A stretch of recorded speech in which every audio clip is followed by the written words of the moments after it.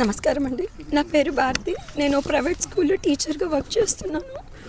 మా నాన్నగారు నాది సర్వే నంబర్ 95-1B. మా నాన్నగారు 13 ఏళ్ళ క్రిందట నాకు ఇది రాసిచ్చారు. ఇప్పుడు నిన్న మొన్న ఆదివారం నుంచి వీళ్ళు నా స్థలంలో వచ్చి కొట్టాలు వేసుకున్నారు. కంప్లీట్గా వచ్చి చూస్తే ఏమీ లేదు. ఇంకా నాకు ఉన్నది ఒక్క ఆస్తి. నా భర్త నాకు ఫిజికలీ హ్యాండిక్యాప్డ్, ఆయనకి కాళ్ళు విరిగి నాకు సపోర్ట్ లేదు. ఒంటరిగా నేను పిల్లలు ఇద్దరిని సాకుంటున్నాను. నాకు ఎవ్వరు సపోర్ట్ లేదు. నాకు ఉండేది ఒక్క ఆస్తి. ఇంతకన్నా నాకేం లేదు. ప్రైవేట్ స్కూల్లో జాబ్ చేయాలి, నేను బతకాలి అంతే. ఇప్పుడు ఇది కూడా ఆక్యుపై చేసుకుంటే వీళ్ళు వచ్చి నేను ఎక్కడ వెళ్ళాలి, ఎక్కడ బతకాలి? నేను ఇంత దౌర్జన్యంగా వీళ్ళు ఇంత ఉండి ఆల్మోస్ట్ 14 years నుంచి ఉండి కూడా ఈ డాక్యుమెంట్ నేను ఇచ్చేసుకొని ఇప్పుడు వీళ్ళు వచ్చి నాది అంటే నేను ఎలా మాట్లాడాలి, ఎలా స్పందించాలి, ఏమని అనాలి? ఇప్పుడు నాది, మీకు చట్టం లేదు, మీకు ఇదంతా ఫ్రాడ్ అంటే ఇది ఇచ్చిన చట్టాలు, దీనికి ఇచ్చిన MROలు వీళ్ళందరూ ఇంకెవరు? వీళ్ళంతా ఎస్కేటెడా? మేము ఎలా బతకాలి? యాజ్ అ టీచర్ నాకు ఇది మీరు కలెక్టర్ గారు దయచేసి న్యాయం చెయ్యండి. మీరు ఖచ్చితంగా ఈ న్యాయ పోరాటంలో నాకు సాయం చేస్తారని మీకు జోడించి ప్రార్థిస్తున్నాను. మీడియా మిత్రులకు నమస్కారం. మాకు గండికోట ప్రాజెక్టు కింద మాకు మునకి కింద మా భూములు ఇండ్లు అన్నీ పోయాయి. ఆ డబ్బులతో మేము 2010లో మా చిన్నాయన గారు ఇక్కడ అమ్ముతున్నారు, రైతులు అమ్ముతున్నారంటే మేము ఆ భూమి కొన్నాం. ఆ కొన్ని కాంపౌండ్ వేసుకున్నాం, అంతా చేసుకున్నాము. సరైన రేటు రాక మేము అమ్ముకోలేక అట్లే పెట్టుకున్నాం. మేము ఈరోజు ఈ మాదిగ దండారాలో ఒక పక్క జేబీ పార్టీ వాళ్ళు ఒక పక్క వచ్చి రాత్రికి వచ్చి మా కంప కొట్టేసి మొత్తం కొట్టాలు గుడిసెలు వేస్తున్నారు.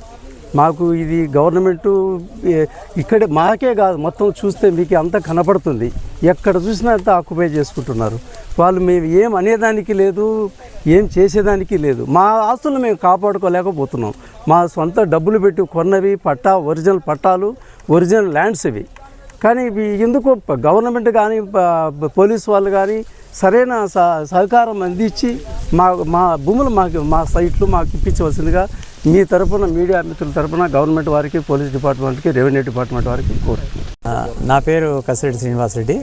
మా తండ్రి గారు 1965లో ల్యాండ్ కొన్నారు. మాది ఏమంటే అప్పుడు కరువు కాలము, పేద కుటుంబం మాది. అట్లే సాగు చేసుకుంటూ మాకు 1968లో కెనాల్కి వాటర్ వచ్చింది. వాటర్ వచ్చిన తర్వాత 2 పంటలు పండించుకొని దీన్ని సాగు చేసుకుంటూ వచ్చినాము.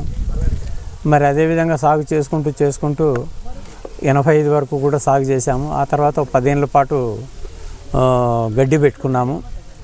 ఇంకా 10 ఏళ్ళ తర్వాత గడ్డి పెట్టుకున్న తర్వాత మళ్ళా 2020 నుంచి మట్టి బట్టీలు పెట్టి కూడా దీంట్లో జీవనం చేసుకున్నాము. మరి మా తండ్రి గారు 1900 మేము అన్నదమ్ములు 86లో డివైడ్ అయినప్పుడు 3 అన్నదమ్ములు, సూర్యనారాయణ, కృష్ణారెడ్డి, నేను.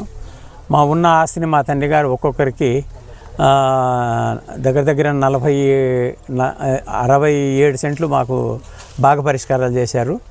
దానిలో మేము గడ్డి పెట్టుకొని సాగు చేసుకుంటూ, పశువులు పెట్టుకుంటూ చేసుకుంటూ వస్తూ ఉంటే ఇంకా మేము దీనికంతా కొంతమంది కొట్టాలి వీళ్ళని చూస్తూ ఉంటే 3 ఏళ్ళ నుంచి ఇంకా మేము దీనికంతా కాంపౌండ్ వేసి పెట్టుకున్నాము.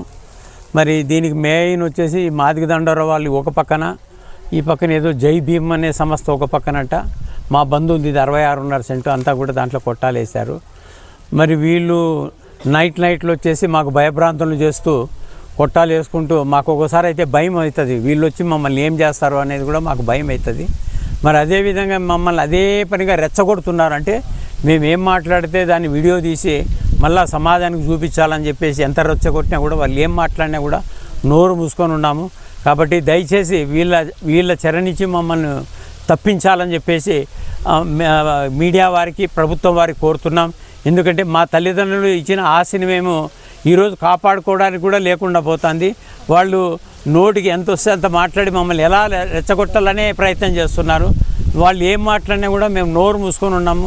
కాబట్టి దయచేసి మీకు నమస్కరించి చెప్తున్నాను, మా భూమి మాకు ఉండేది అట్లా చేయాలని చెప్పి కోరుతున్నాము. ఈరోజు ఈ కాంపౌండ్ పగలగొట్టినారు. శబ్దం వచ్చేదలకే నేను పరిగెత్తుకుంటూ వచ్చినాను, అది కూడా పగలగొట్టినారు. ఇంకా నేను పరిగెత్తి వచ్చేసేదలకే అప్పుడు మళ్ళీ వీళ్ళంతా గమ్మన అయిపోయి.